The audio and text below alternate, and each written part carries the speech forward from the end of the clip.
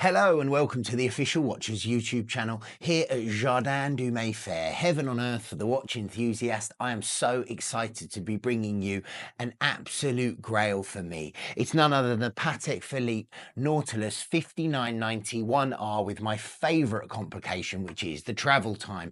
But before we get into it, guys, my tech team tell me up to 68% of you guys aren't subscribed. I really need to get that number up, please, to keep this channel viable. So if you could just tap that subscribe button, it would mean the world to me, and I can keep these videos coming fresh and hot every single week. So I'm just going to wait one more time, if you don't mind, and tap that button. Thank you so much. Okay, let's get into it. Let's find out a bit about why I'm calling this a grail piece for me. Now, the 5991R is safe to say that Patek Philippe must have a frustrating relationship with stainless steel. Since the brand was founded in 1839, it has been manufacturing aesthetically beautiful and highly complex watches in precious metal for the discerning and, dare we say, horologically mature client. How frustrating it must be then when the first word that springs to mind for many when discussing a master manufacturer of grand complications is Nautilus. Specifically the 5711, a simple three-handed sports watch which made from stainless steel. Now, over the past few years, the eagle-eyed will have seen a few interviews in which President Thierry Stern has discussed the Nautilus and the wider application of stainless steel within the brand.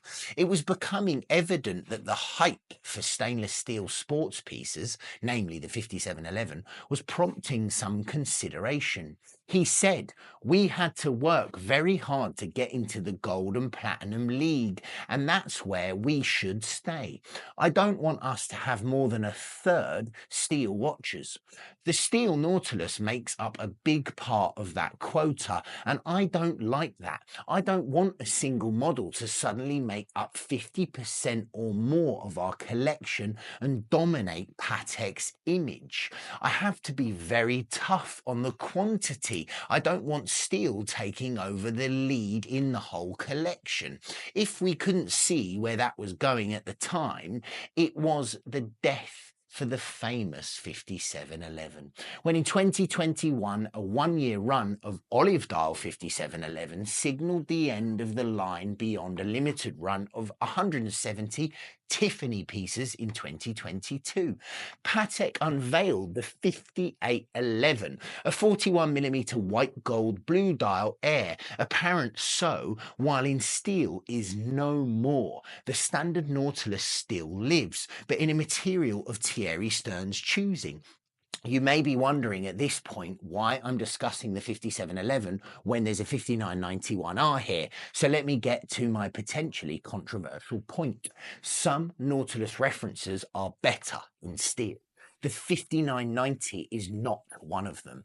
This is not to say that the 5991A isn't an extraordinarily Nautilus, because it is, but the rose gold of the 5991R works to elevate the design above and beyond what I would expect to see from a steel to precious metal upgrade, many of which don't interest me too much because I am a die-hard fan of sports watches, but the 5990 was introduced to the Nautilus range in 2014 and featured a stainless steel case, a black gradient dial, which I didn't love, and it's been built upon so well in this model, and I absolutely love it. A travel time complication as well. It's a killer watch, and this rose gold variant with the blue dial is just a piece of heaven. It was launched in 2021 and has become the grail of the range, which is in no mean a feat given its competition. It's 40.5mm wide, 12.8mm tall, with a length of 51.2mm, which makes it exceptionally balanced on the wrist. It's my size, it's my kind of watch, but I want to know what you guys think. It's not OTT, but it's definitely a crazy one. There's no doubt about it. When you put this thing on your wrist, you feel like you've made it. That's the feeling it gave me. So, given that this is hosting two complications, a flyback chronograph and a travel time, this is Patek being completely ingenious and keeping the iconic Nautilus shape by incorporating a travel time trigger into the left-hand side of the case.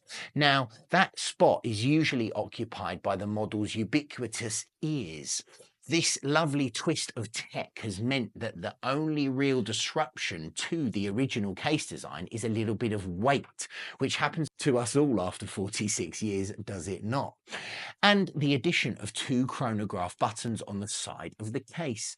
That said, the 5980 has been sporting chrono triggers very successfully since 2006.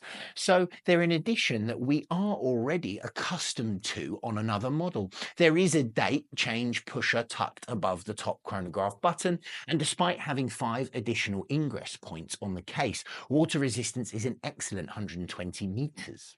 So onto the dial. The dial is the best thing I've seen on a Nautilus. I'm in love with it. It's a glorious sunburst blue, which switches between shades with the light ranging from a dark, almost navy blue and a bright and radiant electric blue, which is reminiscent actually of the old electric blue Omega Seamasters that achieved an almost cult-like following for their behavior in the sunshine. Now, on that note, I wonder if Patek are likely to put a price on my head for such a comparison, but regardless, it is an incredible effect that plays so nicely with the rose gold of the case.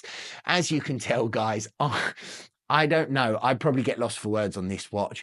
I am in love with it, but I want to know what you guys think. So let's talk about the rest of the dial. The real estate is, as you would expect from the reference, a pointed date, a sub-dial at 12, small seconds at 6, a day-night indicator, apertures at 3 and 9, GMT hand, which is my favourite part. I don't know if you know this about me, but the travel time complication is my favourite complication on any watch. I like to think of myself as someone who is important enough to want to know what's going on in other time zones. Obviously, I'm not, but I will be one day, I hope. And then I will have my 5991R as I track all my business meetings all over the world.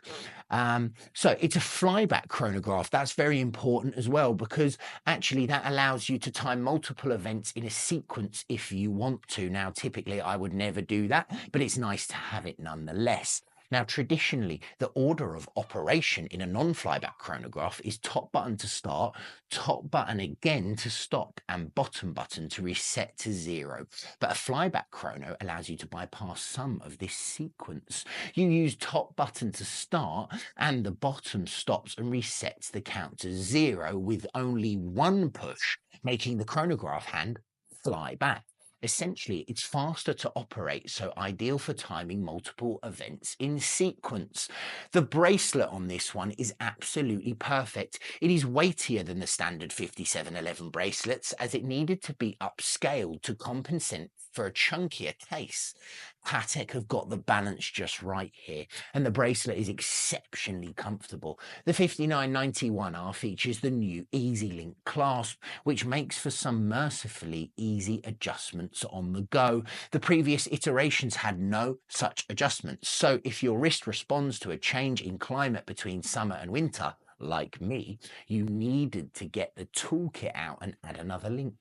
As a package, this is a seriously appealing Nautilus. Precious metal, intuitive and useful complications, upgraded bracelet, and an absolutely magnificent dial.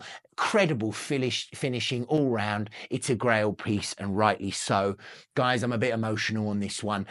As you can tell, the watch is sold to me. I'm in love with it. I want to know what you guys think. So let me know in the comments. It's absolutely beautiful. It will come as no surprise to you that we sell like 3 of these a month. I mean, they are literally one of the most popular high-end Nautiluses on the planet. There's no doubt about that, and you can tell why. So let me know, guys. Can't wait to hear your thoughts. Jardin du Mayfair. I can't wait to see you on the next one. I love you guys for supporting me, and thank you for joining me here for a review on the 5991R, which I'm in love with.